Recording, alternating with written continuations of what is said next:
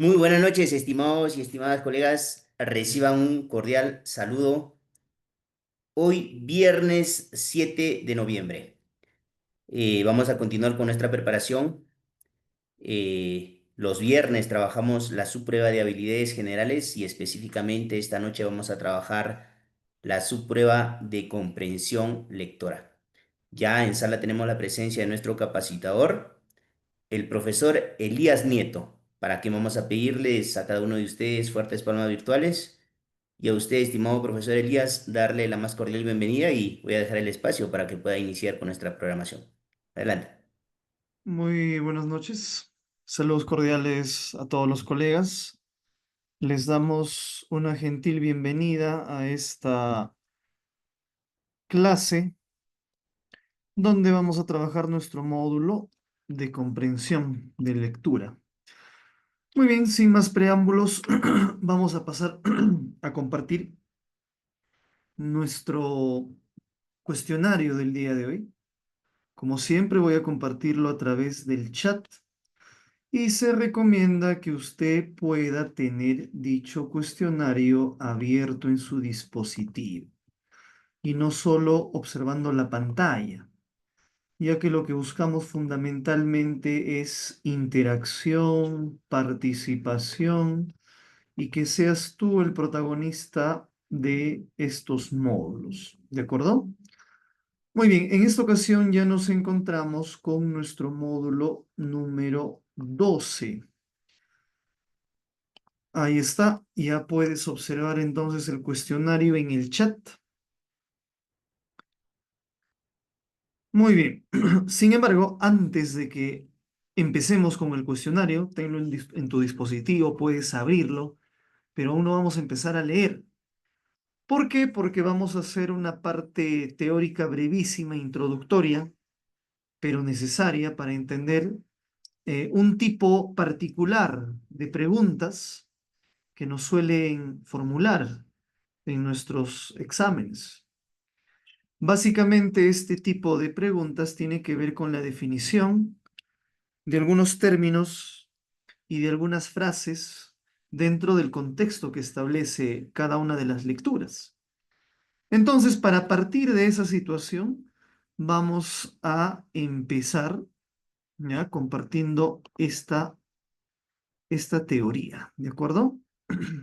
Muy bien, vamos a compartir por aquí.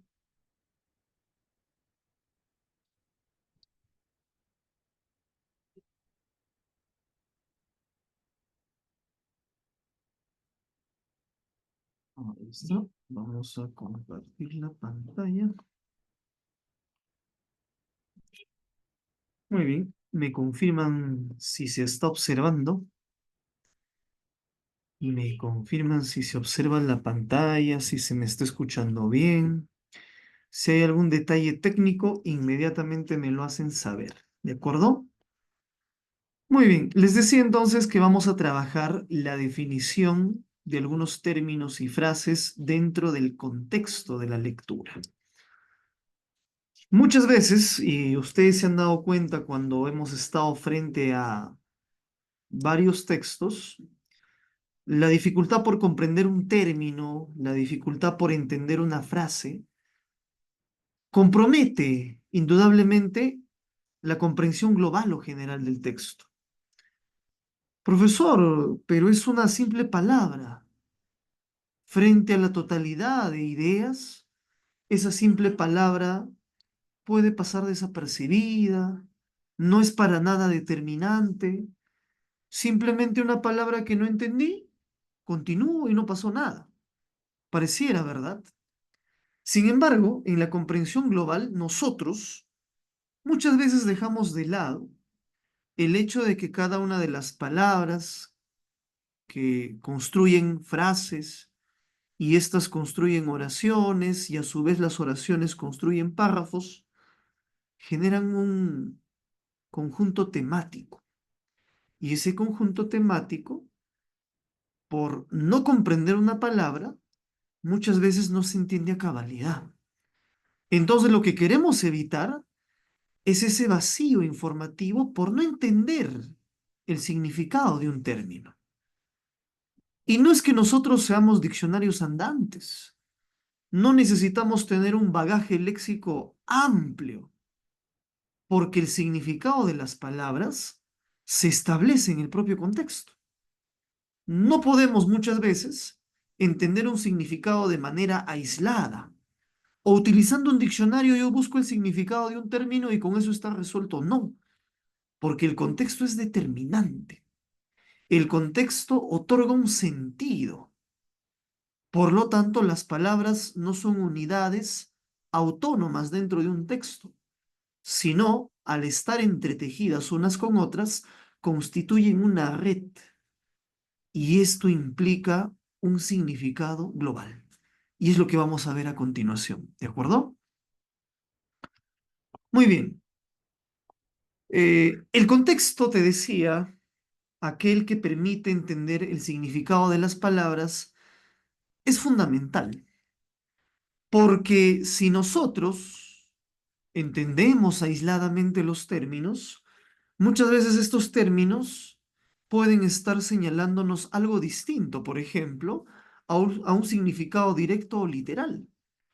¿Cómo es eso posible, profesor? ¿Cómo nos pueden decir cosas distintas a las de su significado madre? Eso es imposible, ¿no? Es muy posible. Y vamos a ver un ejemplo para que me entiendas mejor. ¿De acuerdo? Yo tengo la palabra fácil, así de manera aislada, de manera autónoma, como está apareciendo así. ¿Qué puedo entender por fácil? ¿Mm?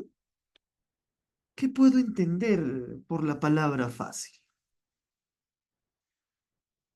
Seguramente ustedes me pueden dar un significado de la palabra.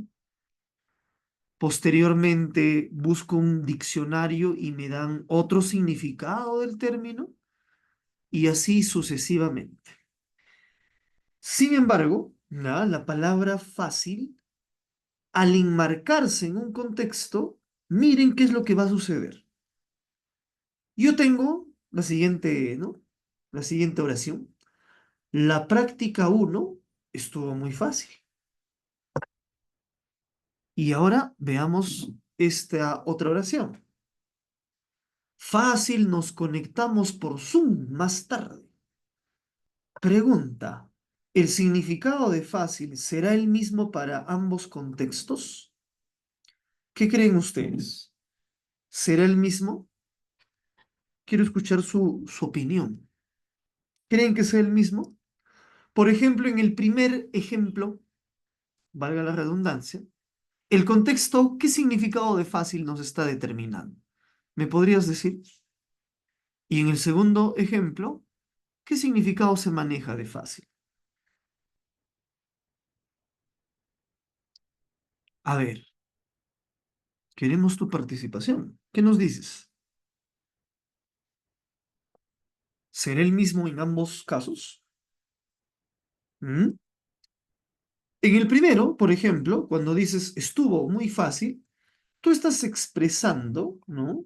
Que dicha evaluación fue sencilla, que dicha evaluación estuvo acorde a tus capacidades, que tus capacidades sobrepasaron la evaluación. O sea, para ti fue algo muy sencillo, muy simple. En cambio, el fácil del segundo ejemplo no expresa lo mismo. ¿Qué nos expresa el fácil del segundo ejemplo?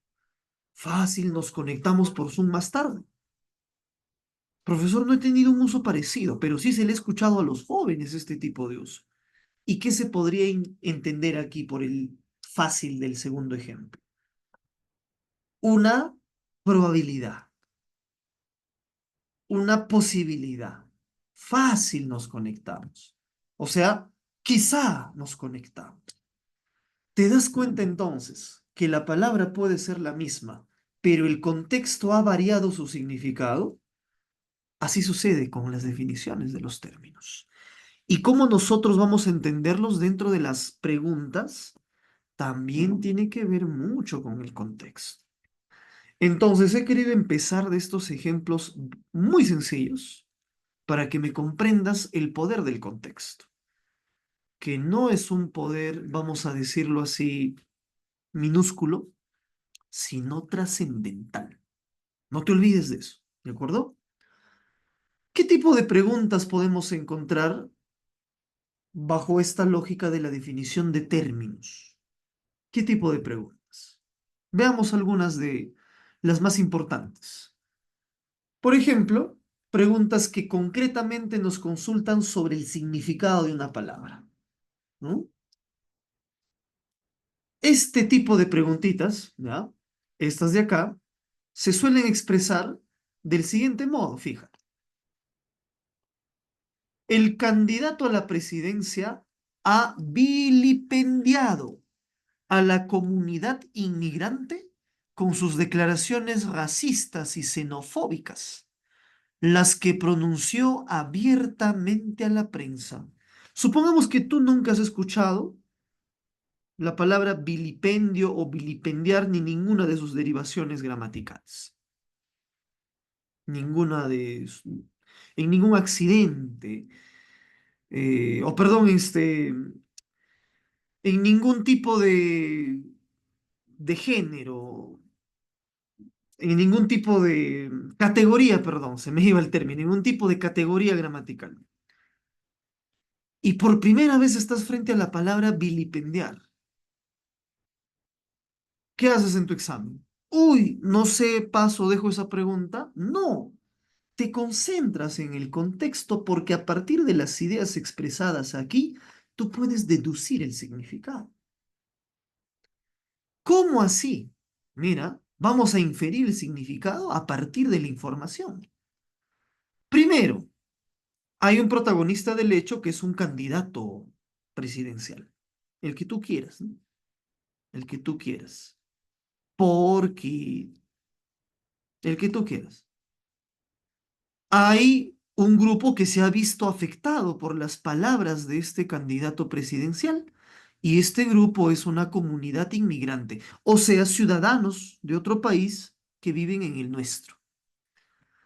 ¿Y por qué se han visto afectados por las palabras de este candidato? Porque estas palabras han tenido un contenido racista y xenofóbico. ¿Qué quiere decir? Que ellos se han sentido ofendidos, se han sentido afectados, dañados moral y verbalmente por las palabras del candidato. Por lo tanto, vilipendiado, ¿qué puede significar? Como bien ha dicho al chat Bessie, vilipendiado significa ha menospreciado, ha menoscabado. O sea, el vilipendio tiene que ver con el menosprecio, con el desprecio. ¿Te das cuenta cómo hemos establecido el significado? Con el contexto. Qué importante es el contexto entonces. Qué importante es el contexto, fíjate. Vamos con el segundo tipo de pregunta contextual. Cuando nos piden el significado de frases o palabras, pero con sentido figurado. ¿Cómo es eso? ¿Cómo es eso, profesor? Veamos el ejemplo. Es muy evidente el alza en productos de consumo masivo. O sea, cuando dice masivo, de productos que lo consumen muchas personas. Arroz, carne, sus derivados, aceites, huevos, detergentes y otros comestibles, entre los que se incluyen los productos del campo. No se puede tapar el sol con un dedo. Ah, ya no tenemos un solo término como en el caso anterior, sino tenemos una frase. Y no es el único cambio, que esta frase no es directa, sino es producto de lo que se conoce como un refrán, como un adagio popular quizá, ¿no? Tapar el sol con un dedo, ¿no? ¿A qué está haciendo referencia según el contexto esta frase? Es muy evidente el alza. O sea, es algo que todos ven, evidente. ¿Quiere decir que tapar el sol con un dedo? está señalando, profesor, que es innegable, que nadie puede decir lo contrario, que es más que claro que los precios de los productos de primera necesidad están subiendo. Muy bien, Gaby. No se puede ocultar lo evidente. Excelente. ¿Te das cuenta que hay una diferencia entre este tipo de pregunta contextual con el anterior, ¿no es cierto? Muy bien. Tercer tipo de preguntas contextuales. Cuando nos consultan por el significado de palabras, ¿ya? Que tienen un significado natural, pero que el autor las utiliza dotándolas, otorgándoles un significado distinto. ¿Cómo es eso? Veamos el ejemplo. La peste negra es una de las pandemias más conocidas de la historia. Muchos expertos calculan que mató a 50 millones de europeos, la mayoría de los habitantes del continente, por lo que hubo una hemorragia demográfica. La palabra destacada aquí, o sea, hemorragia, tiene un significado, ¿ya? Que conocemos como la emanación de sangre. Una hemorragia es cuando la sangre emana incontrolablemente. Y ya sea momentánea o prolongadamente, la sangre no puede pararse. Esa es una hemorragia. Pero yo te pregunto, ¿con ese significado el autor lo está utilizando en este contexto? ¿No? Entonces, profesor, ¿qué puede significar esto de hemorragia demográfica? Si te dice demográfica, partamos por ahí con este contexto. Significa, ¿no? Que la cantidad poblacional, la masa poblacional, está siendo diezmada.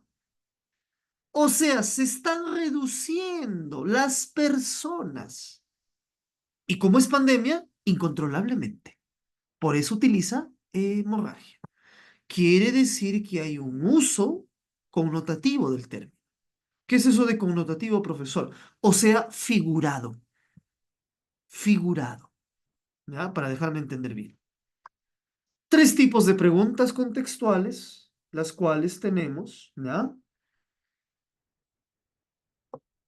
Las cuales tenemos eh, como parte de eh, el tema que vamos a ver a continuación en nuestro material, ¿ya? Muy bien. ¿Cómo vamos a ir respondiendo estas preguntas? Hay una serie de pasos que nos pueden ayudar, ¿no? Hay un orden,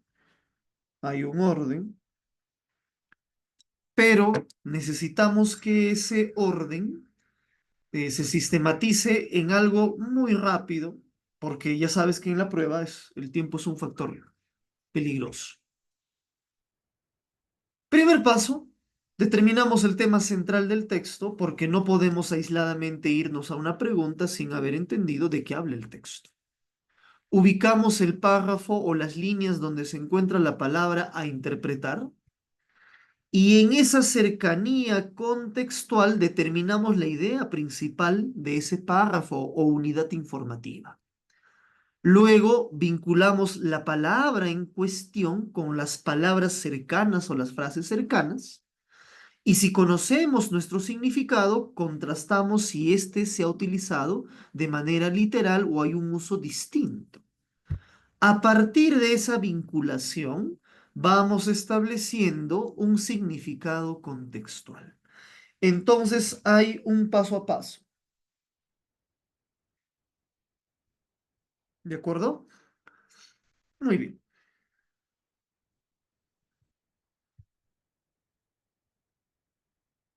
Vamos a nuestro material para aplicar esto que acabamos de ver teóricamente. ¿De acuerdo? Voy a compartir al chat nuevamente el cuestionario del día de hoy para los que se han sumado a nuestro módulo. Estoy compartiendo nuevamente el cuestionario.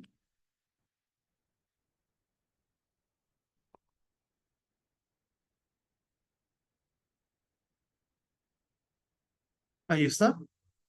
Necesito que tú lo tengas abierto en tu dispositivo para que puedas manipularlo a tu ritmo. Nosotros manejamos el ritmo general de la clase en la pantalla. Vamos a compartir entonces en esta ocasión nuestro cuestionario número 12. ¿Ya?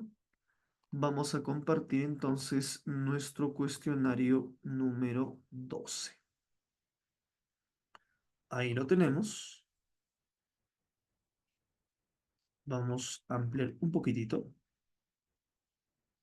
Ahí está.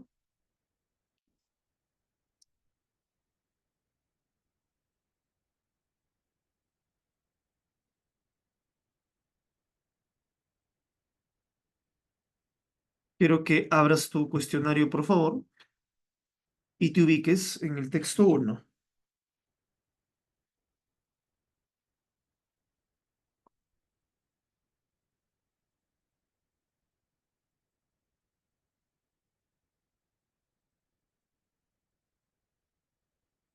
¿Estamos listos? ¿Estamos listos?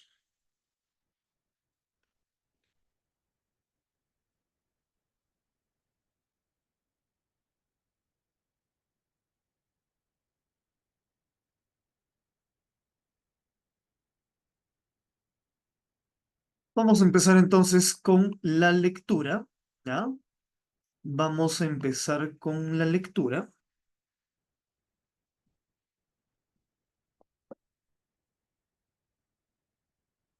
Nos concentramos en el texto número 1. Vamos a utilizar recursos de resaltado y ya sabes nuestra estrategia, ¿ya? Ya sabes nuestra estrategia para poder hacer las pausas dialogales. Empezamos entonces. Texto número 1. El ministro del Interior apareció en los medios y realizó una serie de importantes anuncios. Entre ellos, resaltó el siguiente: hemos decidido por fin atacar frontalmente a la delincuencia. Estamos creando cuerpos especializados de la policía que combatan grupos de personas que hemos identificado. Les gusta delinquir.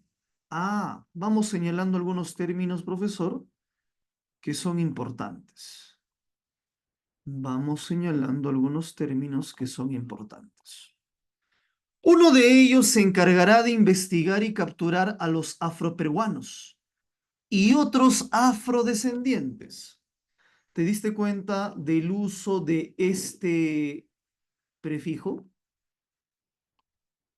Fíjate en el prefijo para saber étnicamente a quiénes se están refiriendo, pues suele vinculárseles con la comisión de diversos delitos. Otro cuerpo especializado se encargará de investigar a los inmigrantes del interior del país, quienes llegan a Lima sin recursos y por eso son propensos a organizar actividades criminales. A los cuerpos anteriores se les sumará una brigada especial para investigar a extranjeros, en especial venezolanos, pues es público que cometen muchos delitos. A ellos se les dejaría dos caminos: o irse del país o ir a la cárcel. Por lo tanto, quedan advertidos. La policía usará sus armas contra los extranjeros que se les enfrenten. Esta brigada especial será un equipo de élite que emulará grupos como los Magníficos. Está haciendo referencia a una serie de los 80, ¿no? ¿Se acuerdan? Los Intocables, esa es una película. Misión Imposible, otra película. O Los Ángeles de Charlie, también otra película. Complementó el ministro. Contarán con habilidades especiales para enfrentar a estos tipos particulares de criminalidad. Hemos decidido bautizar a esta brigada especial como el Escuadrón X. ¿Cuál es la buena noticia de estas declaraciones del ministro citadas líneas arriba? Son un mero ejercicio de ficción. La mala noticia no son tan de ficción, pues sí ha decidido crear una brigada especial anti-venezolanos y ha salido, muy suelto de huesos, a anunciar a los cuatro vientos. Comencemos por el principio. Si un extranjero comete un delito, debe ser sancionado. Eso está fuera de discusión. Nadie quiere defender un derecho a la inmunidad por ser extranjero. Ya bastante tenemos con la inmunidad de los congresistas. ¿Qué significa inmunidad en este contexto? Significa que no pueden acusarlos o procesarlos legalmente, ¿no? Eso significa inmunidad en este contexto. Quienes posiblemente sí merezcan la constitución de una brigada especial, los congresistas, ¿no? Sin embargo, uno no puede cerrar los ojos a la inmensa cantidad de delitos en el Perú. Los cometen peruanos y que la inefectividad del gobierno para proteger a los ciudadanos no puede ser atribuida a la inmigración venezolana, salvo que se quiera caer en argumentos similares a los que fueron usados por el nazismo para atribuir a los judíos la causa de todos los males en Alemania. La razón por la que no se puede crear una brigada especial de investigación policial para los venezolanos que inmigran al Perú es la misma por la que no se puede crear una brigada policial especial para los afrodescendientes, los inmigrantes que llegan a Lima o los judíos. Vulnera sus derechos fundamentales, los discrimina por una causa prohibida por la Constitución, la cual está estipulada en el artículo 2. Nadie debe ser discriminado por motivo de origen, raza, sexo, idioma, religión, opinión, condición económica o de cualquier otra índole, y origen, lo cual incluye la nacionalidad. Es muy lamentable que un ministro, además encargado del sector que asegura el Estado de Derecho y la legalidad, se deje arrastrar por el populismo mediático y atropelle la Constitución y la dignidad de las personas al tratarlas como propensas a cometer delitos solo por haber nacido en Venezuela. Muy bien, ahí tenemos entonces nuestro texto número 1. Tenemos cuatro preguntitas, ¿ya? Cuatro preguntitas que quiero que las contestes, las cuatro, ¿ya? Tómate el tiempo que necesites. Nosotros vamos a ir regulando el tiempo general, pero necesitamos la respuesta de las cuatro preguntas. Si quieres volver a leer algunas partes del texto, hazlo sin ningún problema. Pasado el tiempo prudencial, vamos a explicar cada una de las respuestas, ¿de acuerdo? Yulei, sí se envió los resultados. Si es que alguien no lo ha llegado, al final de la clase me pasan por interno sus nombres para verificarlo, ¿ya? Por el chat interno me lo pasan. Voy a verificar a quienes no se les ha enviado. Me lo pasan por interno o por el chat privado.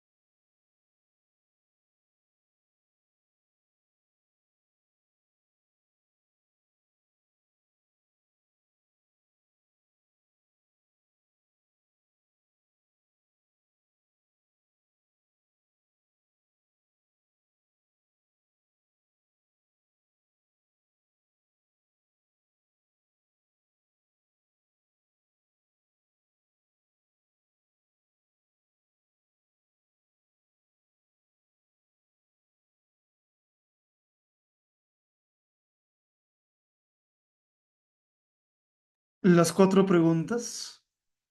Las cuatro preguntas.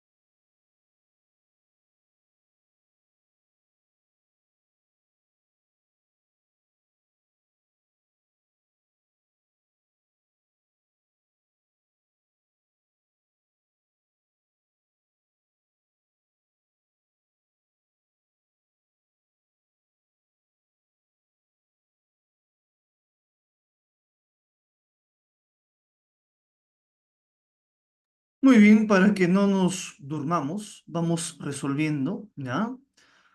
La uno nos están dando repetidamente la C. A ver, ¿quién nos dice la pregunta uno?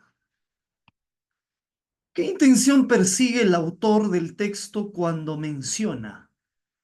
¿Cuál es la buena noticia de estas declaraciones del ministro citadas líneas arriba? Son un mero ejercicio de ficción. La mala noticia no son tan de ficción, pues sí ha decidido crear una brigada especial antivenezolanos. Muy bien. Cuando te dicen cuál es la intención que persigue el autor, o sea, qué fin tiene el hecho de haber escrito estas líneas. La mayoría, por no decir los que han participado en el chat, me han puesto la C. Reivindicar. ¿Qué significa reivindicar? ¿Qué significa esa palabrita? ¿Estamos contestando sin entenderla bien? Es la única palabra que no entendía y como las demás sí las entendí, no me parecieron la respuesta y esta que no está muy clara, para mí es la respuesta. Así he procedido. Tengamos mucho cuidado en ese tipo de procedimientos. ¿Ya? Reivindicar en este contexto, ¿ya? Significaría ratificar algo, ¿ya? O sea, enfatizar algo. Pero el autor cuando nos dice, ¿no? Eh, no son tan de ficción, pues ha decidido, no son tan. ¿Qué está haciendo el autor? El autor nos está explicando, ¿ya? El sentido de las declaraciones, nos está explicando. No está poniéndose del lado de quien ha dado estas declaraciones, o sea, del ministro, y las está enfatizando. No está haciendo eso. No está reivindicando dichas palabras, sino nos está explicando lo que han querido significar. Y han querido significar que no son tan de ficción, ya que sí ha hecho tal cosa. Entonces no hay reivindicación de las palabras, sino explicación. ¿Y qué término es más cercano a explicación? La alternativa de aclarar. Lo que el autor ha pretendido fue simplemente aclararnos dichos términos. ¿Ya? Vamos con la pregunta 2. ¿Cuál es la postura del autor? ¿Cuál es la postura del autor? O sea, ¿qué defiende el autor fundamentalmente? ¿Ya? ¿Qué defiende el autor? A. El ministro encargado del sector que asegura el Estado de Derecho y la legalidad se está dejando arrastrar por el populismo mediático. B. Está fuera de discusión el hecho de que si un extranjero comete un delito, debe ser sancionado. Profesor, los dos están correctos. Sí, pero no te está pidiendo cuál es correcto, sino te está pidiendo la posición en la que el autor se ubica. ¿Ya? Cuidado con eso. Crear una brigada especial para investigar a los venezolanos sería descabellado que el autor esté a favor de esa idea. Más bien el autor la critica. ¿Ya? La C es descabellada. Ni hablar como probable respuesta. La D. No se debería crear una brigada especial de investigación policial para los venezolanos que inmigran al Perú. El autor en todo momento dice que a nadie, ni por ser afro, ni por ser judío, ni por ser venezolano, de entrada se le debe estar investigando por su origen étnico. Porque si eso pasara, ¿qué estaría cometiendo el Estado? Un atentado contra el artículo número 2 de la Constitución, que dice que nadie puede ser discriminado por su raza, etnia, etcétera. Entonces, ¿de qué lado se pone el autor? De que no exista ninguna práctica oficial del Estado, menos con un escuadrón o brigada destinada a investigar a tales personas solo porque son de tal lugar. Eso es lo que el autor hace. El autor se pone de ese lado. El autor no acepta que por el origen étnico o por el origen de un país se investigue a alguien. No lo acepta el autor, porque eso constituye un delito y el Estado lo está provocando. Entonces, en la 2, ¿cuál es la alternativa? También la D. Ahí está el lado en el que el autor se coloca. No se debería crear esta brigada. ¿Y por qué no se debería? Porque atenta, ¿no? Atenta contra un derecho básico estipulado en la Constitución. Vamos con la número 3. ¿Con qué argumento el autor sostiene centralmente su postura? ¿Con qué argumento el autor defiende? Si te das cuenta, ya, mira, y hemos contestado la postura del autor. Aquí está. Ahora nos piden un argumento que refuerce esta idea. ¿En qué alternativa estará un argumento que refuerce esa idea? ¿En qué alternativa estará? A ver si has entendido, ¿ah? Si hemos contestado bien la 2, la 3 es un ejercicio básico. La 3 en automático lo vas a contestar. Si habías contestado otra cosa en la 2, a ver, recapacita, evalúa, ¿ya? Y mira cuál debiera ser nuestra respuesta en la 3.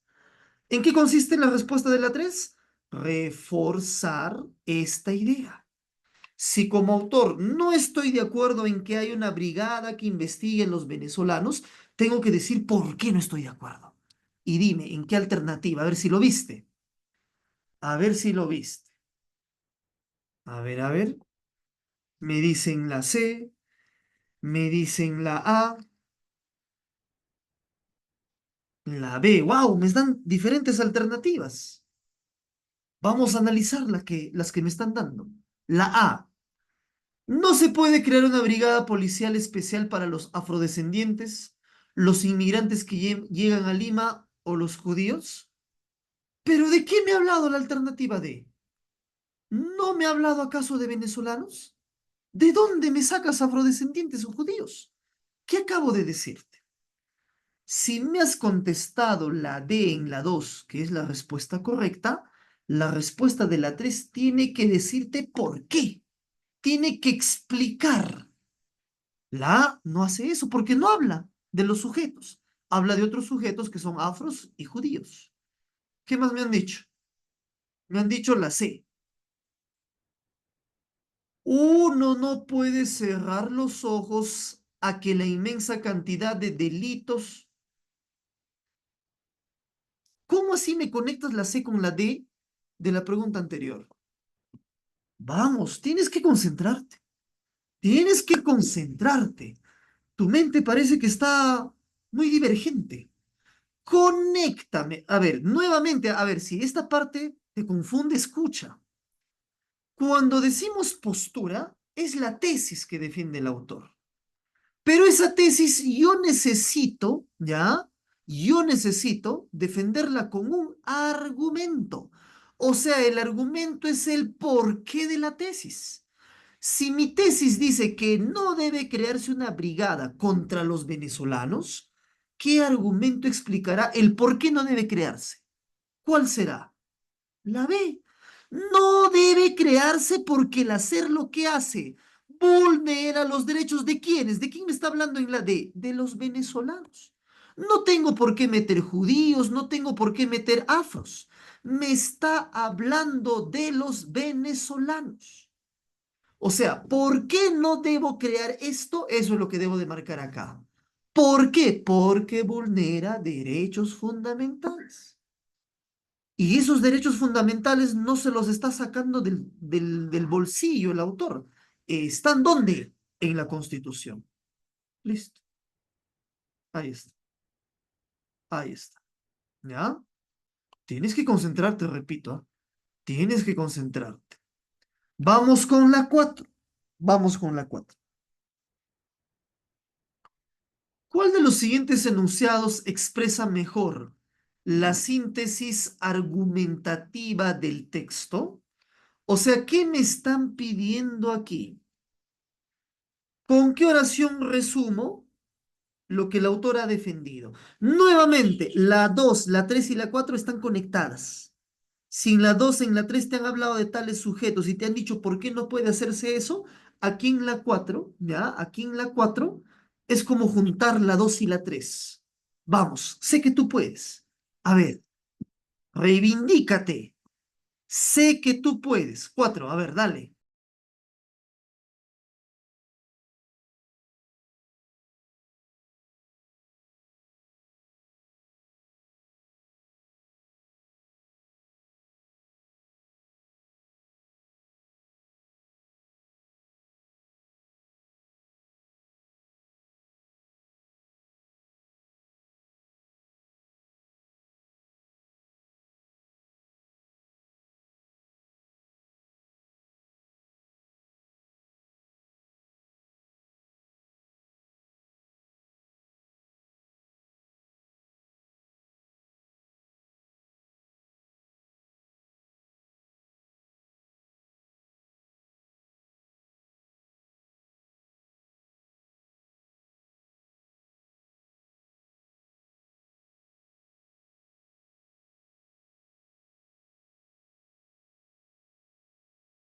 Dime, ¿cuál es tu respuesta? ¿Cuál es tu respuesta en la 4?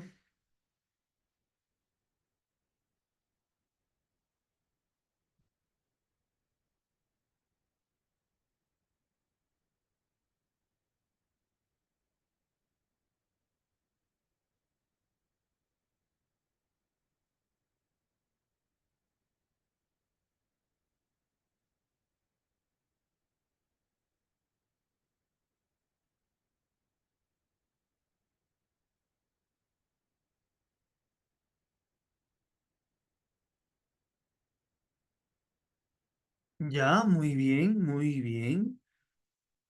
¿Cuál es la diferencia? Que te concentras, que al inicio te desesperas, te precipitas y no estás viendo la concatenación de una y otra pregunta. Te acabo de decir que la 4, como te dice síntesis, es el resumen. Tesis y su argumento. Tesis y su argumento. ¿Cuál es la tesis?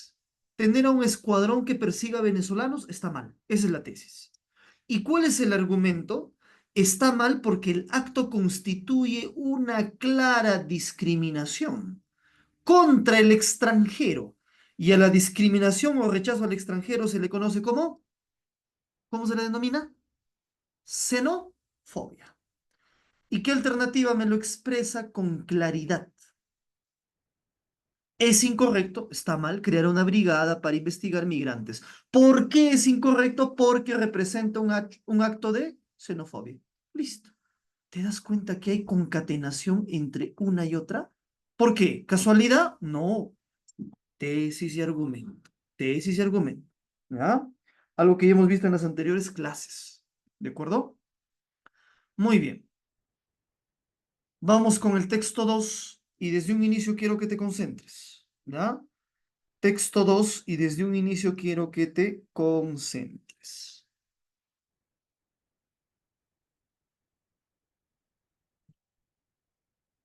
En la actualidad vivimos en un mundo mediatizado y supeditado. Profesor, dos términos que no entiendo. Mediatizado y supeditado. Primero, no puedo irme directamente a un significado aislado, sino en el contexto, no te olvides. Mediatizado y supeditado a la imagen. Las transformaciones económico-sociales y los cambios en las mentalidades de los países occidentales han provocado una auténtica mutación social. Profesor, otro término, mutación social, que apuesta por el materialismo y el individualismo propios de la sociedad de consumo. Ah, ya, profesor, ya voy entendiendo esta parte. Esta mutación social significa cambio, cambio. Va cambiando la estructura social, la cultura que en ella se desarrolla, etcétera. Y volviendo a mediatizado y supeditado, profesor, significa, ¿no?, que hay un control de la imagen sobre el mundo en general, que el mundo está sometido a la imagen. ¿Pero qué imagen, profesor? A la cultura de la imagen, vamos a llamarlo así. A la sociedad de la imagen, si utilizamos términos de algunos autores. ¿Ya? El hedonismo, mira esa palabra que nos la han destacado, por algo será, ¿no? Se ha ido instalando progresivamente como una actitud vital. La libertad, el disfrutar, el sentir más y hacerlo más rápido se han consolidado como valores del siglo XXI. Ah, fíjate, el sentir más, ese sentir más tiene que ver, date cuenta, con la sensación de goce, con la sensación de deleite, con el placer, en otras palabras. Algo que está vinculado directamente con ¿qué? Con el hedonismo. Ahí está, fíjate. Hay un deseo muy fuerte del placer, ¿ya ves? Y del presente. Y un fuerte deseo de vivirlo con el cuerpo, con lo tangible, o sea, lo que se puede tocar, percibir, manipular, con lo material. En este contexto, los productos, marcas y personajes se han ido transformando en símbolos o arquetipos. Fíjate, profesor, este texto está lleno de términos que no entiendo, pero lo estamos descifrando juntos. ¿Ya? O arquetipos. Ya no consumimos bienes o servicios, sino símbolos que nos confieren unos valores y unas condiciones que nos permiten subjetivamente acercarnos a la felicidad de lo material, a alcanzar los estereotipos idealizados y a obtener el éxito social. ¿Qué significan estos arquetipos, por lo tanto? Si estamos hablando de un cambio general de la sociedad, está refiriendo en un modelo general, un modelo universal. ¿Ah? La imagen es el elemento más utilizado en la comunicación persuasiva, o sea, en aquella comunicación que busca convencerte por su riqueza, rapidez y percepción, asimilación y facilidad para la transmisión de conceptos y valores. Es portadora de la principal significación, sentido y simbología del mensaje, y es donde se halla la mayor carga de su aspecto social. Dentro de este contexto, uno de los valores que más se está transmitiendo en las diferentes manifestaciones comunicativas y que más está calando en las sociedades, más está calando significa que tiene más cabida, desarrolladas es el culto al cuerpo. Ajá, mira. Y tiene que ver con la imagen, claro. La imagen a la que se refirió al inicio es como el arquetipo, o sea, el modelo, y no de una cosa, sino de varias cosas. El cultivo del cuerpo ha sustituido al cultivo del espíritu, lo cual conduce al relativismo, cuando, cuando importa más la imagen que aquello que la imagen representa. La sociedad actual hace que la búsqueda de identidad a través de lo corpóreo se configure con un claro carácter dramático, celoso del bienestar físico y arquetípicamente narcisista. O sea, este culto al cuerpo ha hecho que nos volvamos narcisistas. Surge así el individuo volcado en el yo, en su desarrollo y autodeterminación. Una persona, una persona, estamos acá, que aspira a realizarse de un modo acelerado en la vida íntima, haciendo del cumplimiento del deseo su meta personal. Entonces, lo que ocurre es que se está orientando al hombre y a la mujer hacia algo fundamentalmente externo, una figuración de la perfección, de la belleza, de la salud y del bienestar, creada con el afán de mediatizar la vida y que convierte al cuerpo en un objeto de veneración, ajeno y extraño. Los medios de comunicación y la publicidad han contribuido a la sobreestimación corpórea, ya que estos juegan un papel sustancial en la reconstrucción de estereotipos sobre el cuerpo. La publicidad se alimenta de las construcciones metafóricas sobre el cuerpo y la sexualidad que han sido consensuadas y estereotipadas en nuestro propio imaginario colectivo.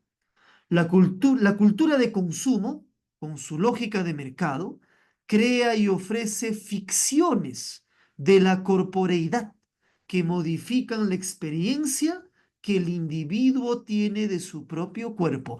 O sea, lo que nos venden de los cuerpos perfectos, esos gimnastas o voluptuosos o físico-culturistas, nos ha hecho endiosarlos, crearlos como nuestro referente máximo y más bien identificar a nuestro cuerpo como algo carente de él. O sea, hemos perdido nuestra identidad al punto de que vivimos más pendientes de la imagen que la sociedad nos proyecta a la que nosotros mismos proyectamos.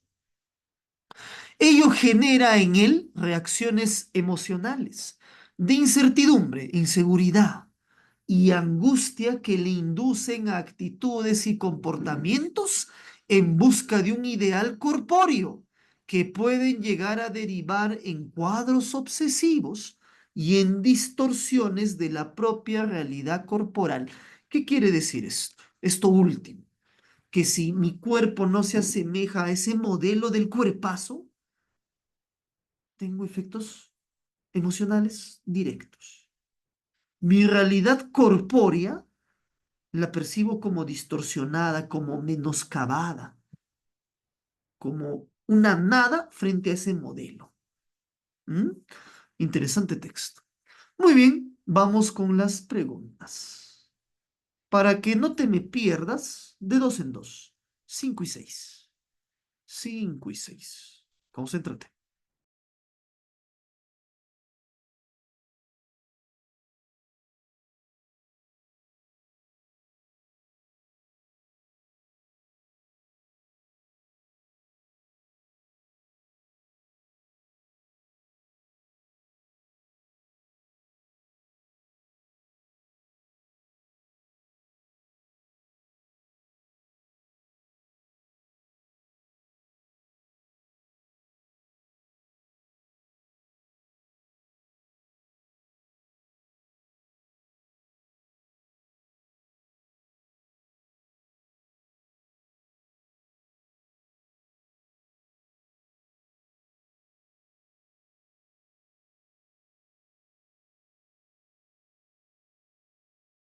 A ver, estas dos preguntitas son muy puntuales y muy sencillas de contestar. ¿Cuál es el tono? La última clase hemos hecho tono. O sea, ¿qué actitud muestra el autor, ¿no? A través de sus ideas podemos entender esa actitud, podemos deducirla. Cuando ha hablado sobre la realidad que ahora la sociedad nos vende. ¿Será irónica? ¿Se burla de lo que los modelos nos ofrecen? ¿O se burla de nuestros propios cuerpos? A ver, los que me están contestando la sé. ¿Qué significa efusivo? ¿Qué es efusivo? A ver, a ver si me dicen qué es efusivo. Vehemente. Ya, efusivo es vehemente. ¿Y el tono del autor les parece vehemente? ¿Cómo sería un tono vehemente?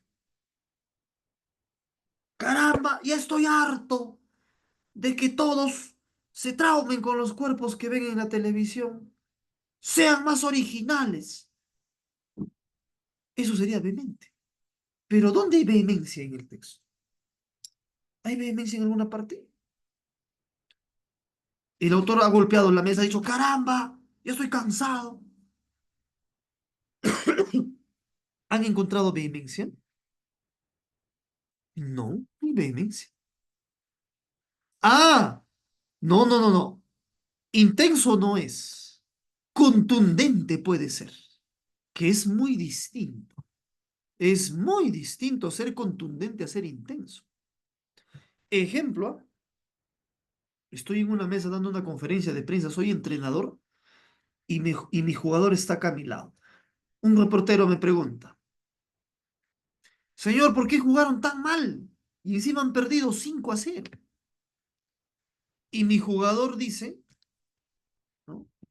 Ay, hemos perdido 5-0 porque nuestro público no nos apoya, porque el club nos debe 2 meses, porque el césped ha estado en mal estado. La verdad, yo ya estoy cansado de esta situación y como jugador vamos a seguir perdiendo si es que no cambian las cosas. En cambio, yo como entrenador digo, se perdió porque el equipo jugó mal. Gracias. Yo estoy siendo contundente, mas no intenso. Mi jugador está siendo intenso, mas no contundente. Entonces, no confundamos las cosas. Intenso tiene que ver con la fuerza, ¿ya? Intensidad tiene que ver con la fuerza. En cambio, eh, la contundencia tiene que ver con la puntualidad, con la exactitud. Es muy distinto. El autor ha sido muy tajante con su postura, pero eso no lo hace vehemente. ¿Ya? Entonces, interesante, interesante, así me gusta que planteen contraargumentos. Eso nos permite aclarar las cosas. Si no es entonces, si no es efusivo, ¿cuál es nuestra respuesta? Ya lo han dado algunos colegas. La respuesta es reflexiva, porque el autor empieza a cuestionar, a criticar las cosas. ¿Te das cuenta? Muy bien. Y ahora en la número 6, la palabra que te había destacado, hedonismo. Directamente hedonismo tiene que ver con el placer, pero ¿qué me piden en la número 6? La que no está relacionada. A ver, ¿cuál no se relacionará con el placer? ¿Cuál crees tú? ¿Cuál no se relaciona con el placer? ¿Me están diciendo la C? A ver, recién va Yolanda. ¿Quién más? Vamos con la 6. Vamos con la 6. La A, la A. Ujú. A ver, vamos a hacer un ejemplo con la comida. Supongamos que tu platillo favorito es el lomo saltado. Vas a un restaurante de amplia trayectoria y te pides un plato de lomo saltado. Te llevas un bocado a la boca. La sensación de que es delicioso, ¿qué te genera? ¿Te genera placer, sí o no? Indudablemente. Pregunta para los que me han dado la pregunta. ¿Ese placer que te ha generado tu platillo favorito no es inmediato? O sea, tú te comes el lomo al mediodía y recién a las 6 de la tarde sientes placer. No, ¿verdad? Entonces, ¿el placer y lo inmediato van de la mano? Van de la mano. Y en cualquier tipo de placer es así. El placer va de la mano con la inmediatez. Y pregunta, ¿el deseo también iría de la mano con ello o no? ¿O vas a sacar al deseo? A ver, ¿qué me dices? El deseo también va de la mano. Entonces, ¿quién se debe excluir? ¿Quién no tiene nada que ver con hedonismo? Durabilidad. Porque el placer tiene una característica clave. ¿Y saben cuál es la característica clave del placer? Su fugacidad. Su fugacidad. Y cualquier tipo de placer. Consumes una droga, por más potente que sea, pasa su efecto y se acabó. ¿Acaso estás drogado 10 días, un mes? Ni horas siquiera. Cualquier tipo de placer se caracteriza por su fugacidad. El cambio a la durabilidad es lo contrario al placer. ¿Te das cuenta? ¿Mm? Interesante, ¿eh? Nos genera aclaraciones muy pertinentes. Vamos con 7 y 8. Si aún no has contestado, 7 y 8.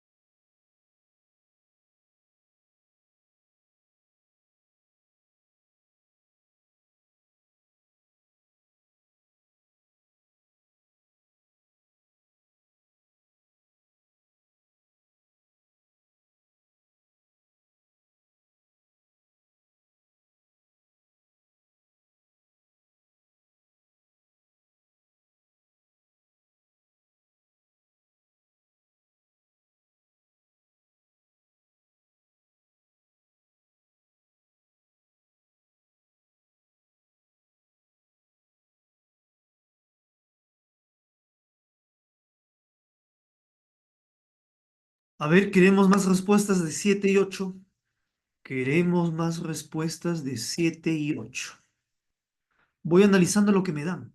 ¿Ya? Me han dado 7B. A ver. ¿Qué no es posible responder con la información del texto? Vamos a ver con la B.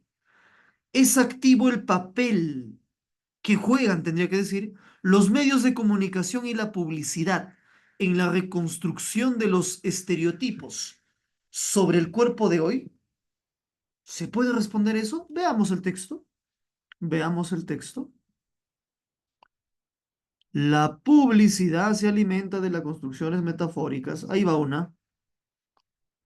Ahí va una.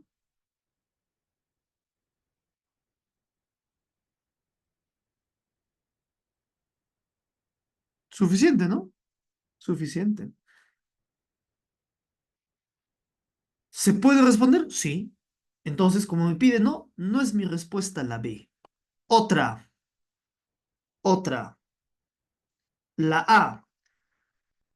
¿Qué caracteriza a la sociedad de consumo occidental en la actualidad? Veamos el texto. Veamos el texto. Mira, las transformaciones económicos, sociales y los cambios de las mentalidades. ¿Qué dice? ¿Dónde? ¿Dónde? ¿Dónde? En los países occidentales. Tampoco. Tampoco.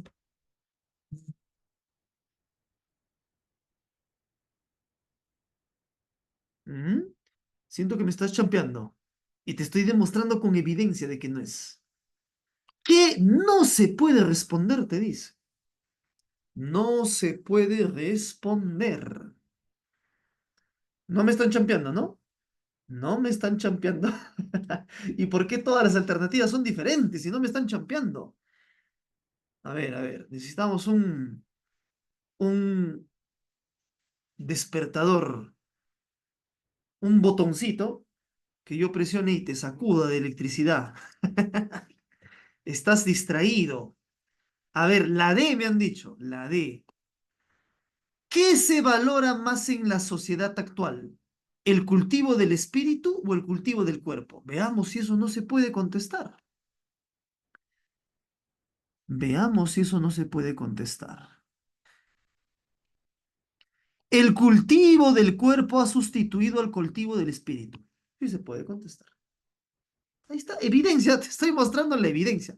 No vas a decir, no, profe, usted se está inventando. No me estoy inventando, ahí está la evidencia. Ahí está. Sí se puede contestar. Profe, ya, pues la C no queda de otra. La C, ¿qué te dice? ¿Qué productos, marcas y personajes son elementos de referencia para los actuales hedonistas? No entiendo cómo no me has llegado esta respuesta. A ver, vamos a buscar marcas. ¿Dónde está L'Oréal París? ¿Dónde está Victoria's Secret? ¿Dónde está Louis Vuitton? ¿Dónde está Versace? ¿Me ha hablado de alguna marca? Personaje, sí, profe. ¿Dónde está personaje? ¿Dónde te he dicho todo el mundo quiere ser como Brad Pitt? ¿Dónde te he dicho todo el mundo quiere ser como Angelina Jolie? ¿Dónde? A ver, muéstrame. ¿Dónde? ¿Dónde está? No hay, profe. Y si no hay, ¿por qué no me has contestado eso? Es que no entendí la pregunta, profe. Y si no entiendes la pregunta, ¿por qué no me dices, profesor, explique mejor la pregunta? Tienes que hablar. Si no hablas ahora, en tu examen no vas a poder hablar con nadie. Si no hablas hoy, vas a callar para siempre, cuidado. Muy bien. Entonces, ¿te das cuenta que esto no se puede contestar porque en ninguna parte del texto me ha hablado ni de marcas ni de personajes? No me ha dicho, usar tal producto te hace un Adonis. Usar, usar tal vestido te hace una Venus. No, no lo ha dicho. En ninguna parte. No lo ha dicho. ¿Mm? ¿Te das cuenta? Vamos con la 8. ¿Qué situación ejemplifica la idea propuesta por el autor? ¿Qué situación ejemplifica la idea propuesta por el autor? A ver, ¿qué me han dicho en el chat de la 8? 8. 8, 8. ¿Nadie contesta la 8 todavía? ¿Qué pasó? ¿Quieres contestar la 8 junto a la 9? La 8 junto a la 9. Ya, ahí está, 8 y 9. Por si no habías contestado todavía. Pero contesta. A mí sí me vas a hacer actuar con vehemencia. Contesta, contesta. 8 y 9. ¿Ya? 8 y 9.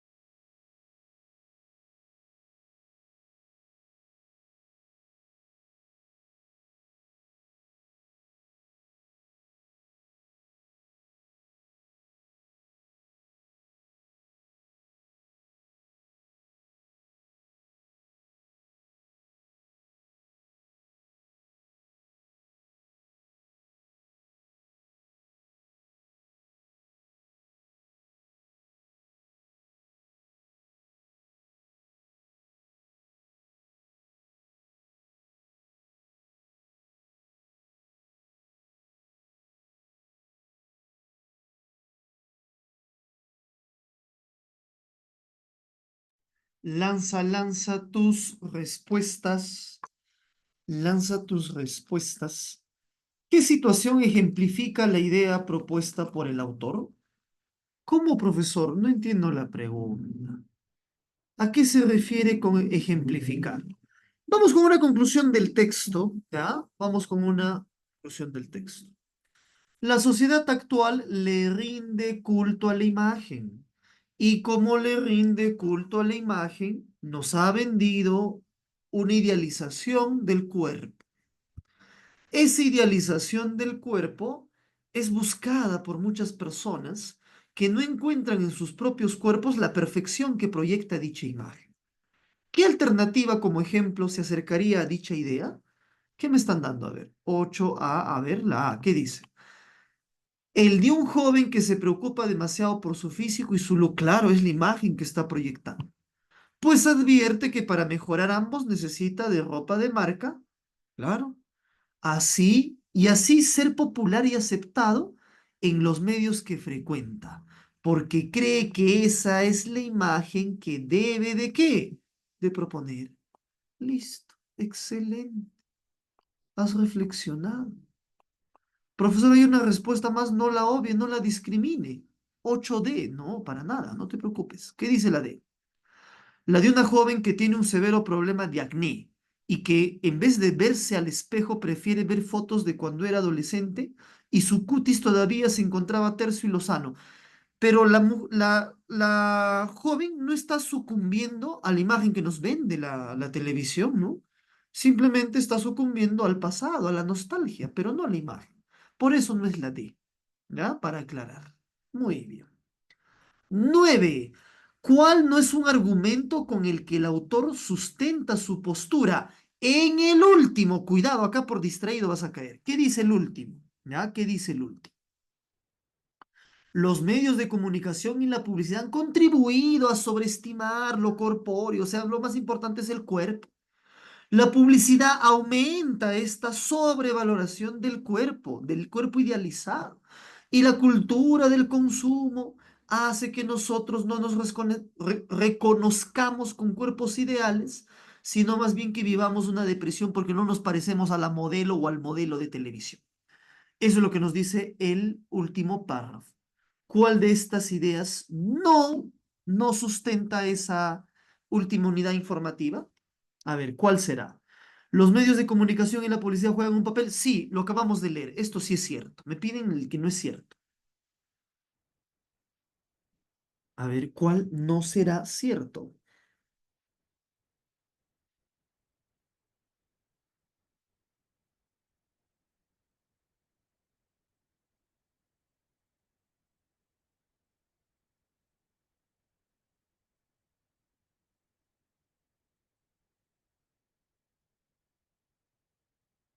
¿Cuál?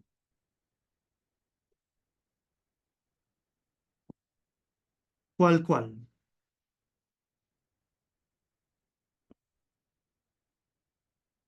¿Mm? ¿Cuál? Mira esta idea. Aparece literal, ¿no? No sé si te has dado cuenta. Está apareciendo literal en una alternativa.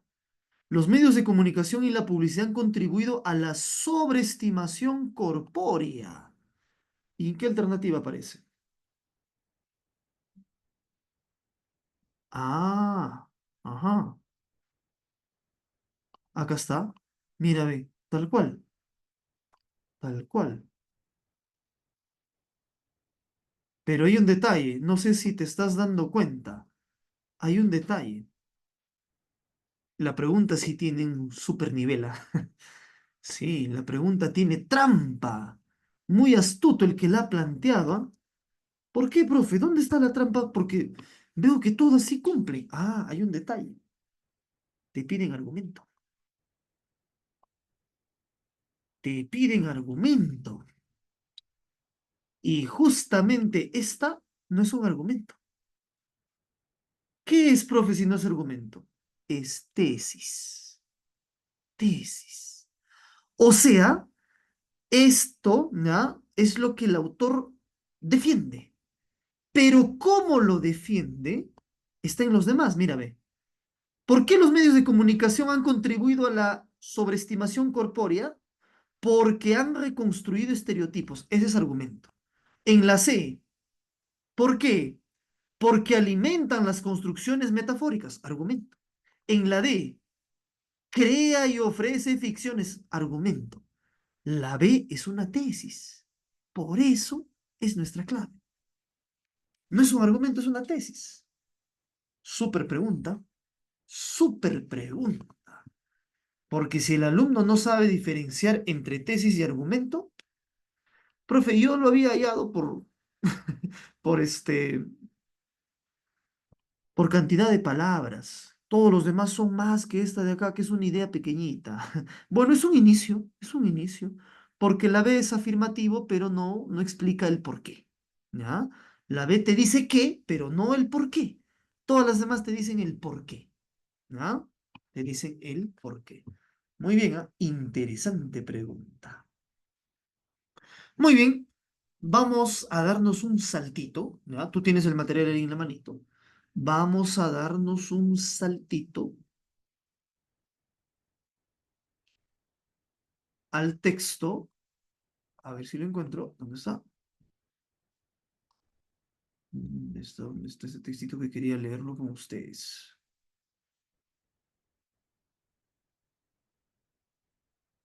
Ah, ya, sí es el último. El texto número 7. O sea, el último. Vamos al último texto, ¿ya? El texto número 7. Texto número 7.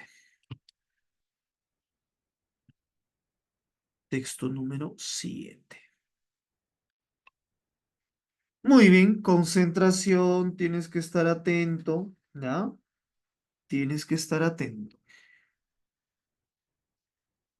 Ahora, el más resuelto enemigo de la literatura, que pretende descontaminarla de machismo, prejuicios múltiples e inmoralidades, es el feminismo. No todas las feministas, desde luego, pero sí las más radicales.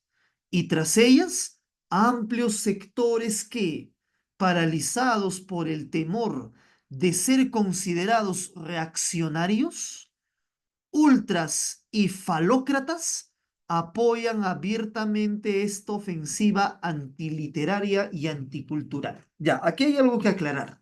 Esta vez no voy a acelerar mucho sin explicarte cada unidad informativa. ¿Ya? Primero, primero, cuando nos dice que a la literatura la están tratando de descontaminar, significa que la están criticando por estos aspectos. Porque la literatura, dicen las feministas, ha sido machista, prejuiciosa y llena de inmoralidad. Según las feministas, ¿ah?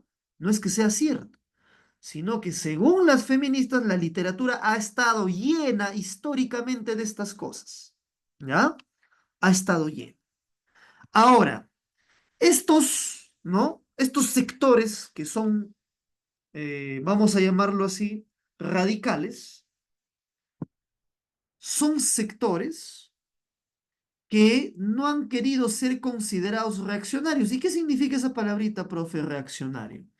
O sea, que quiere mantener el status quo, quiere mantener las cosas como están, incluso añora un pasado, ¿no? Añora un pasado.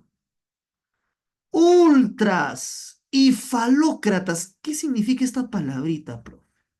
En el contexto falócrata significaría el gobierno macho, el gobierno machista significaría, ¿no?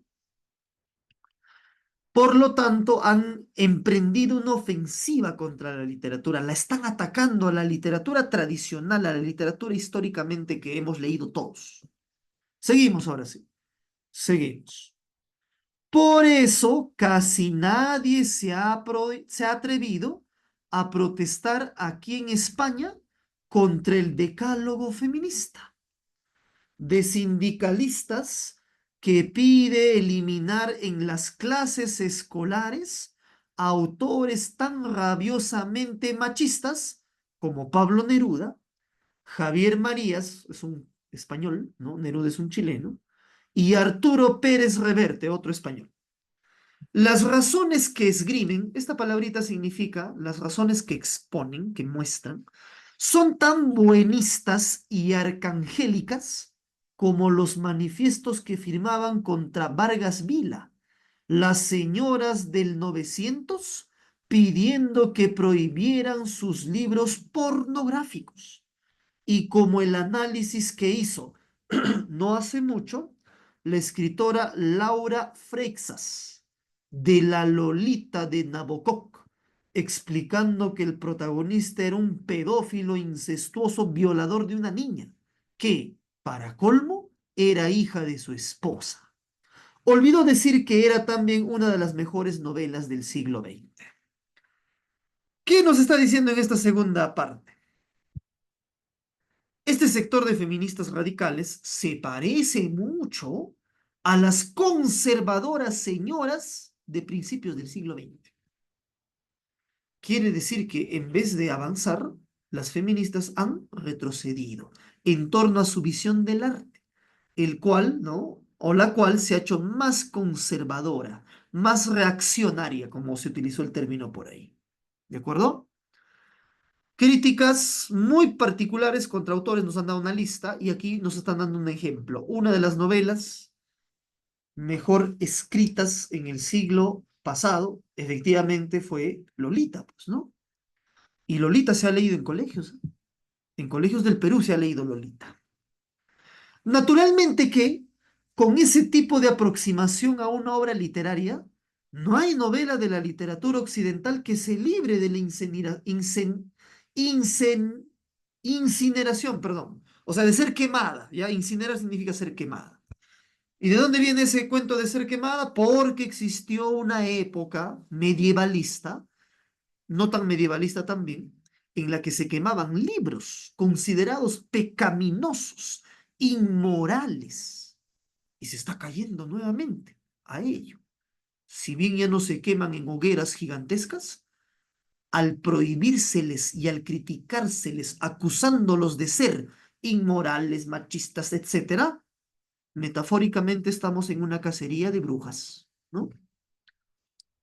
Santuario, por ejemplo, en la que el degenerado Popeye desvirga a la Cándida Temple con una mazorca de maíz, no hubiera debido ser prohibida y William Faulkner, su autor, enviado a un calabozo de por vida. Quienes quieren juzgar la literatura, y creo que esto vale en general para todas las artes, desde un punto de vista ideológico, religioso y moral, se verán siempre en aprietos. Y una de dos, o aceptan que este quehacer ha estado y estará siempre en conflicto con lo que es tolerable y deseable desde aquellas perspectivas, y por lo tanto lo someten a controles y censuras que pura y simplemente acabarán con la literatura, o se resignan a concederle aquel derecho de ciudad que podría significar algo parecido a abrir las jaulas de los zoológicos y dejar que las calles se llenen de fieras y alimañas. Esta figurita literaria está muy interesante, ¿no? Bueno, esta alegoría más que figura literaria. ¿Qué significa que se abran las puertas de los zoológicos y las fieras lleguen a las calles?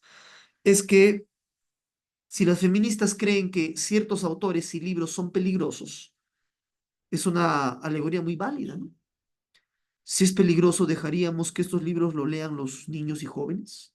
Así como abriríamos las jaulas del zoológico para dejar que las fieras salgan y se coman a cualquiera. Es una alegoría, ¿no?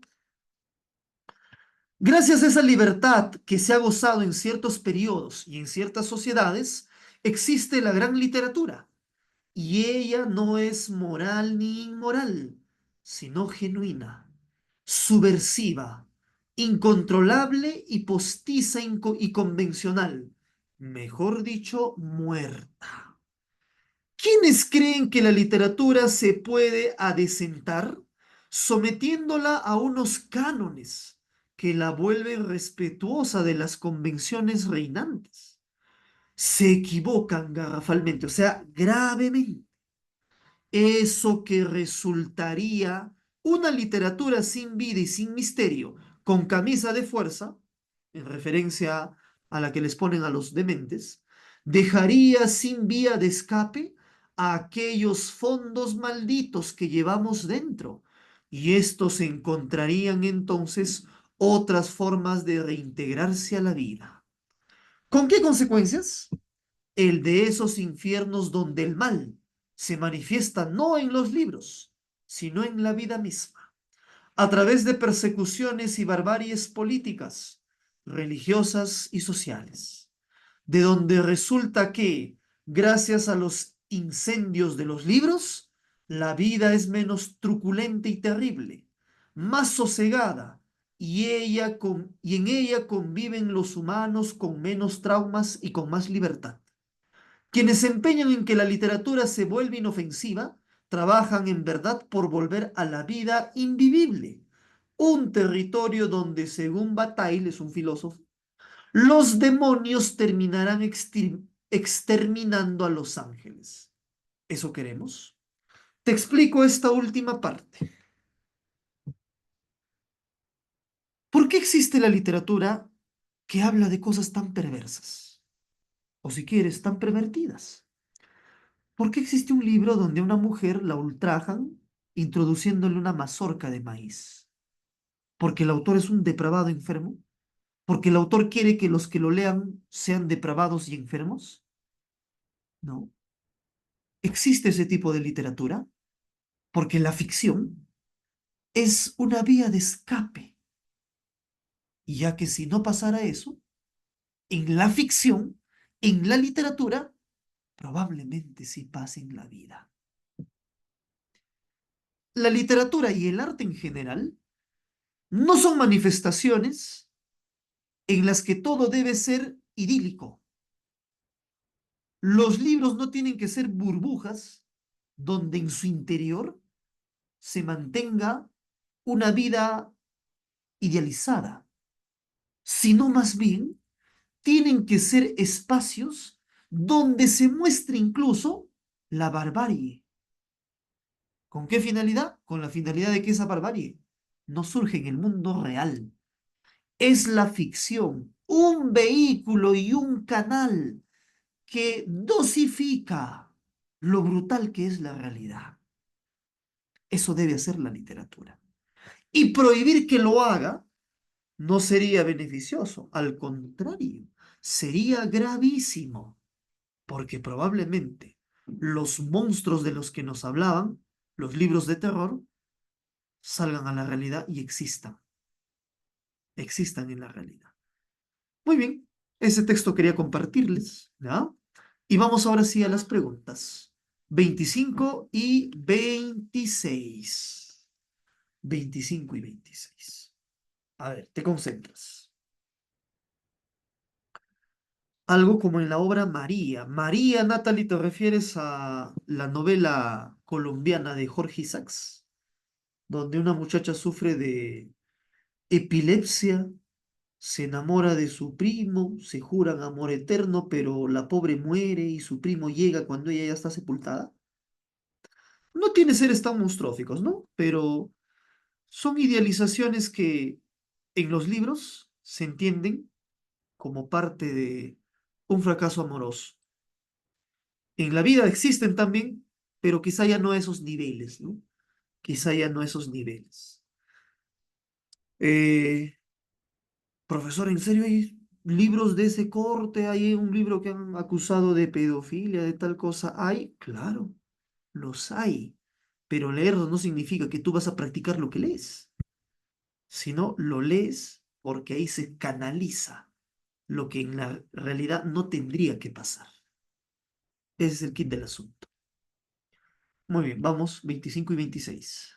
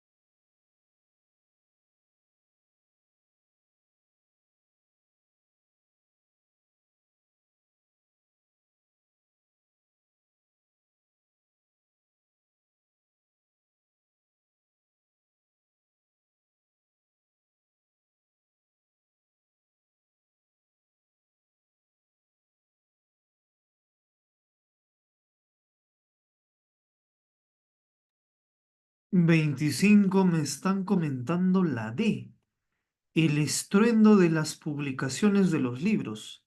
Les he destacado aquí, les he resaltado la idea para que la revisen bien, a ver, para que reformulen su respuesta.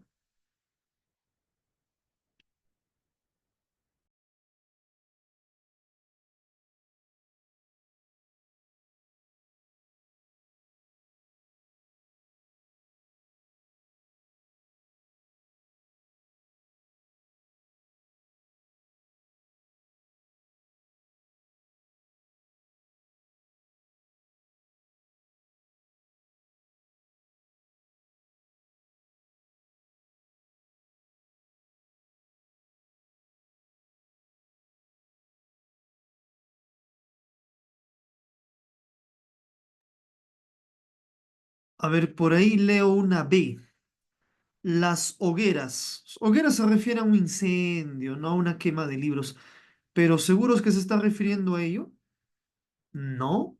La B es una alternativa que voy a rechazar de cajón, porque está interpretando literalmente algo a lo que incendio no se refiere acá. Incendio no se está refiriendo a una quema literal, ¿ah? No se está refiriendo a una quema literal. Natalie, Natalie, no, no con vehemencia, sino con tranquilidad. A ver, vamos a analizar las alternativas que me han dado. 25 me han dicho D y C, D y C, D y C, entre esas dos. A ver, dice la D. El estruendo de las publicaciones de los libros. Estruendo es un sonido, pero no un sonido cualquiera, sino es una detonación. Por lo tanto, nuevamente vuelvo lo mismo que observé en hogueras. Literalmente se está diciendo que cuando un libro se publica hay una detonación. ¿A eso se está refiriendo? No, se está refiriendo a que aquello que el libro provoca, aquello que el libro genera, en la realidad ya no pasa. Y el libro más bien lo contiene. Por lo tanto, los que me han contestado la C está muy bien. Ese es el incendio, ¿no? El escándalo. ¿Te das cuenta que maneja un sentido figurado? No es fuego como tal, ¿no? No es fuego como tal, sino se está refiriendo metafóricamente al escándalo. ¿Ya? Pregunta número 26. Pregunta número 26.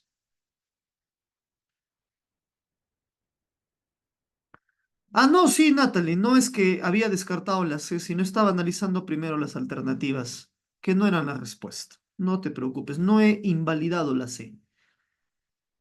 Que duden ahora está muy bien. Ustedes tienen que ser firmes, ¿ya?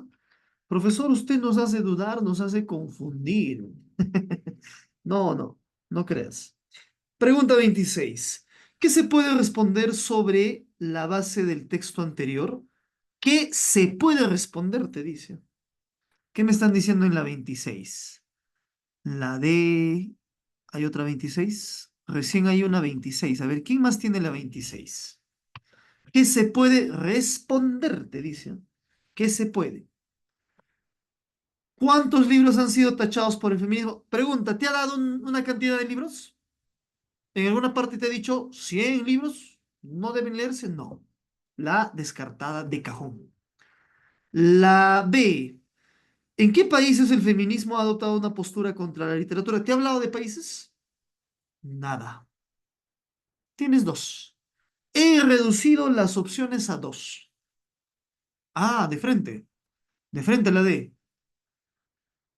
¿Qué puede suceder con la literatura cuando se somete a ciertos cánones, o sea, a ciertas normas? Puede peligrar la realidad, porque la literatura dejará de cumplir su función canalizadora. Listo. Excelente. Muy bien. Vamos con la 27 y 28. ¿Ah? 27 y 28. A ver, concéntrate. 27 y 28.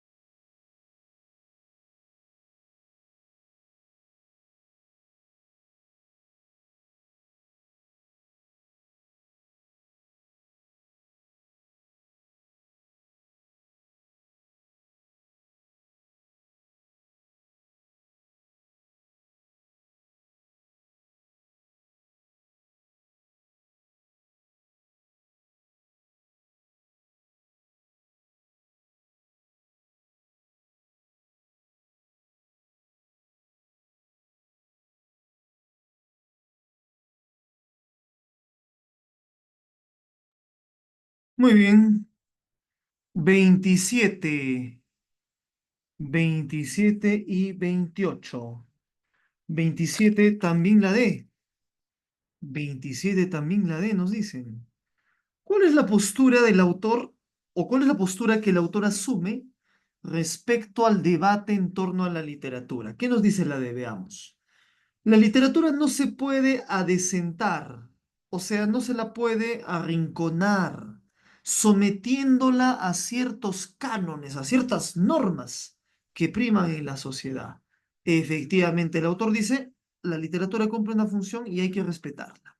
No puede ser sometida a la literatura. Excelente. 28. ¿Qué me han dicho en la 28? Todavía no me dan la 28. ¿Cuál no es un argumento? No es un argumento esgrimido, o sea, defendido por el autor para sostener su postura, ¿cuál no es un argumento? La D también. ¿Qué pasó? Nos obsesionamos con la D. Debido a una literatura sin censura, la vida es menos truculenta y terrible, y las personas tienen más libertad. Este sí es un argumento, ¿ah? Miren, nos lo han dado por acá. Esto sí lo ha defendido el autor. Gracias a que la literatura hace eso, la vida es menos terrible, nos dice, ¿no?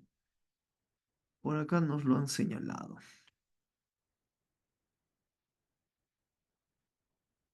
Aquí está, ¿no? Dice, el de esos infiernos donde el mal se manifiesta no en los libros, sino en la vida misma. Ahí está la idea, ¿no? Entonces sí es un argumento ese, ¿no? Otro, ¿qué más me has dado en la 28? 28, la D ya lo hemos descartado porque sí es un argumento.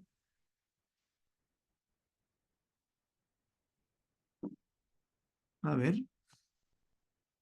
No es un argumento.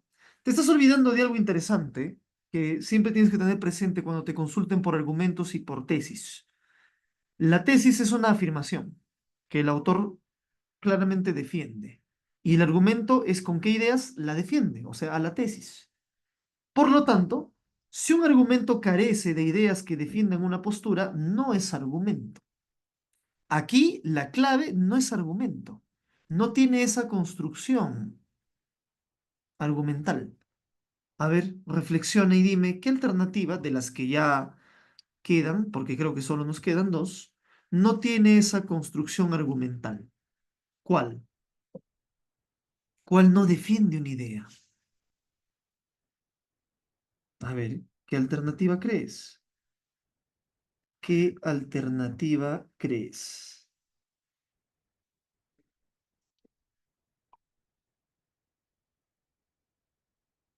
Ah, ya. Cuando es una tesis, Natalie, el autor generalmente manifiesta una postura a favor o en contra de algo. Aquí en el texto, la postura del autor, la tesis del autor es que la literatura no debe ser sometida. Entonces, tenemos acá dos posturas.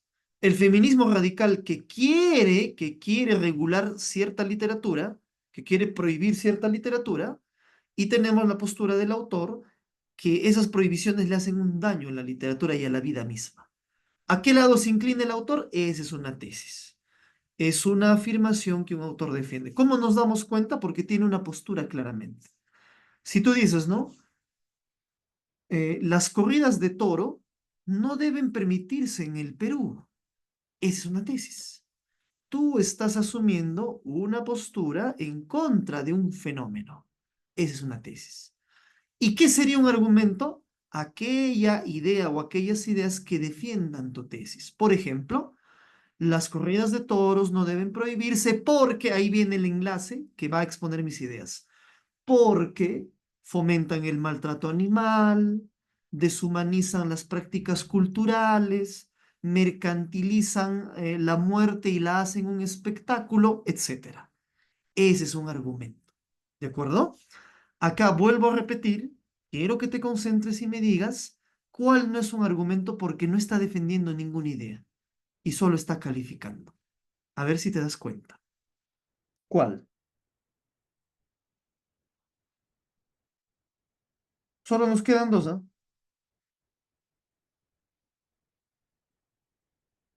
¿Lo viste? ¿Lo viste? ¿Lo viste?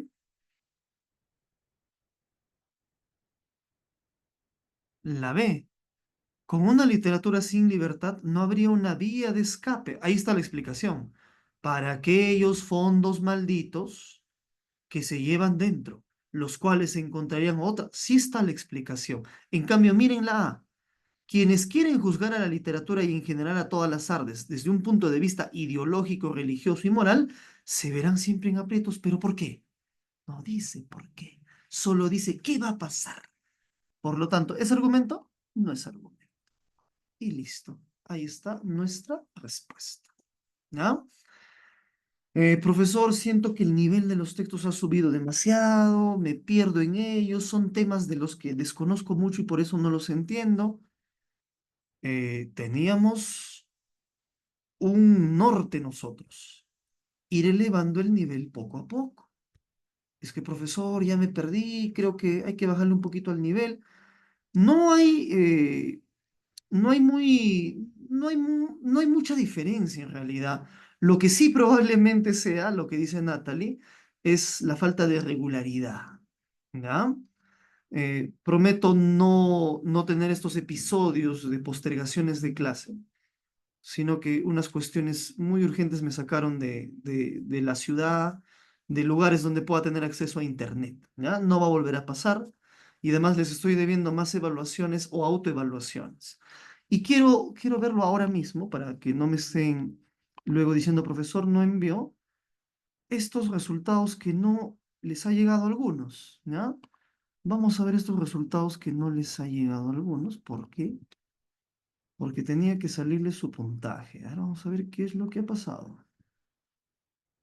Aquí está. Vamos a ver. Vamos a ver qué es lo que ha pasado.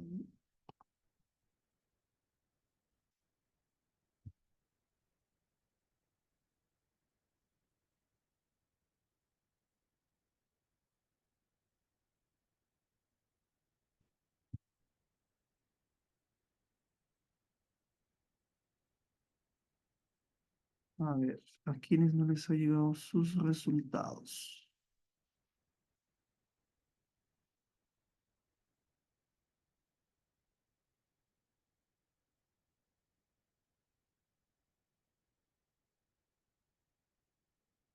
Sí, está enviado. Enviado, enviado. ¿Qué ha pasado con algunos?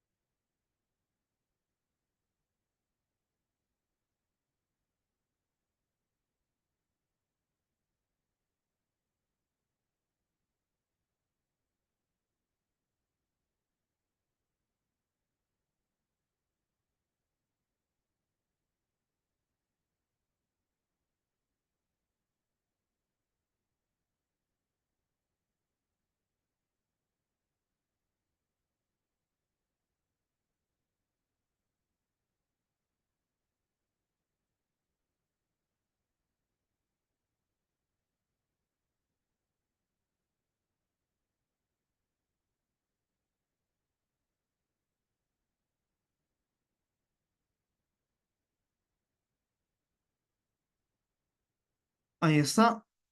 Ahí está. Ya, pueden verificar en su correo. A los que no les ha llegado, les estoy enviando individualmente, uno por uno, sus puntajes. ¿Ya? Verifiquen en su correo. Voy a tomarme el tiempito ahora de una vez, de enviarles sus respuestas, ¿de acuerdo? Eh, Les voy a enviar también las diapositivas con el coordinador para que puedan tener la teoría de los dos últimos temas, el tono y la intención, y de lo que tenemos ahora, que es la definición contextual, ¿de acuerdo? Entonces nos estamos encontrando la próxima clase. Cuídense mucho, por favor, y hay que estar pendientes de la evaluación también que les voy a estar enviando. ¿Sí? Cuídense.